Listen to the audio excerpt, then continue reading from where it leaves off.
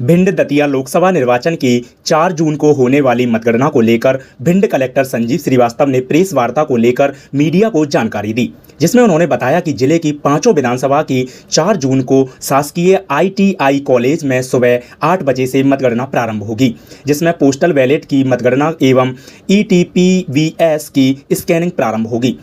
30 minute पश्चात EVM की मतगणना भी प्रारंभ होगी, जो समानांतर चलेगी। मतगणना के लिए 97 टेबलें लगाई जाएंगी। मतगणना कक्ष में कैलकुलेटर, मोबाइल, कोई भी इलेक्ट्रॉनिक उपकरण, बीड़ी, तंबाकू, ज्वलनशील पदार्थ आदि प्रतिबंधित रहेंगे। मतगणना परिसर में प्रवेश के लिए अभ्यर्थियों, मतगणना अभिकर्ताओं एवं शासकीय अधिकारी कर्मचारियों के लिए पृथक पृथक प्रवेश द्वार बनाए गए हैं।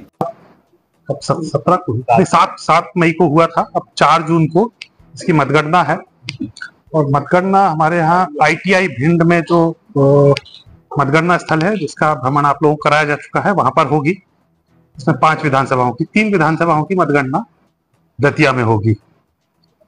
जो शेड्यूल है वो इस प्रकार है कि सुबह 7 बजे पोस्टल बैलेट का स्ट्रांग रूम खोला जाएगा अभ्यर्थियों की उपस्थिति में, अभ्यर्थी या उनके इलेक्शन एजेंट।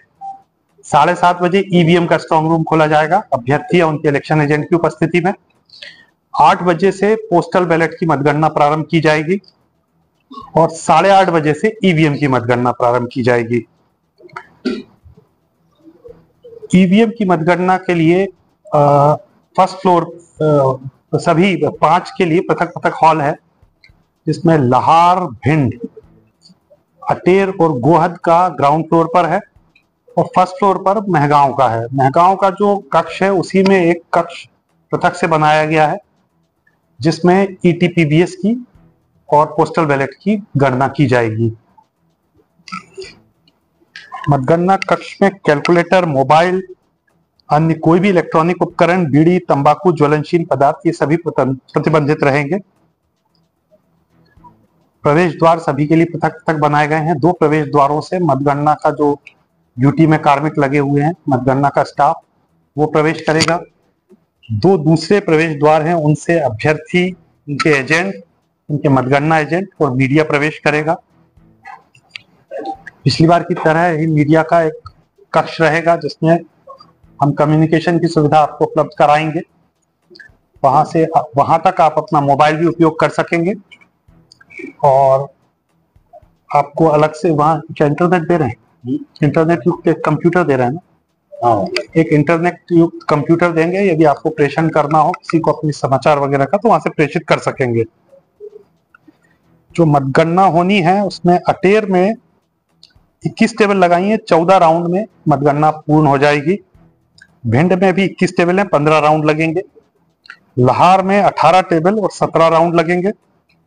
महगांव में 21 टेबल, 16 राउंड लगेंगे और गोहद में 16 टेबल, 18 राउंड लगेंगे। इस प्रकार सबसे लंबी हमारी गोहद की 18 राउंड चलेगी और सबसे पहले 14 राउंड की अटेर की पूर्ण हो जाएगी।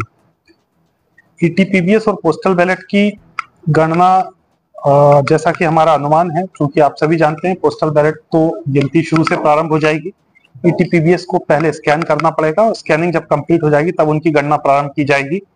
तो ये मेरा अनुमान है कि 2 बजे तक हम इसको संपन्न करा लेंगे।